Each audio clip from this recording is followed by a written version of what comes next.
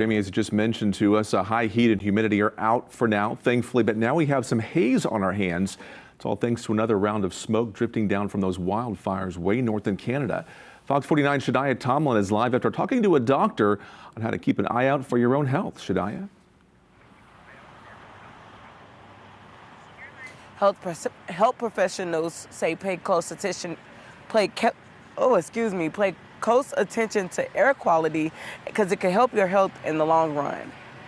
It's very important for the general population to realize that it can have an adverse effect on you. Smoke from the Canadian wildfires has found its way to Springfield, and it's impacting the air we breathe. Healthcare professionals are warning of the seriousness this haze can cause. Many studies have been done which show that if the air quality is bad, it can affect your lung, both short-term as well as long-term. Today, Springfield's air quality was at 115 at its peak. So from 0 to 50 means good air quality.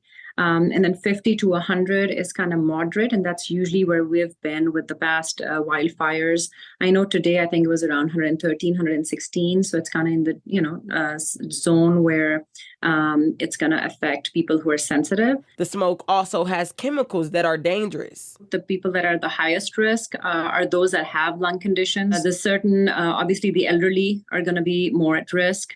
But even kids are at risk. Doctors say you need to take precautions to keep you and your family healthy. So it's very important to avoid as much as you can. If it's a possibility, avoid going outdoors. You might be protected if you wear a mask, especially if you know that you have to be outside for a certain number of hours.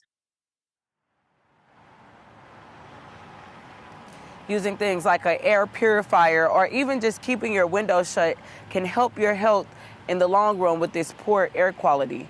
Reporting live in Springfield, I'm Shadiah Tomlin, Fox 49 News. We'll keep it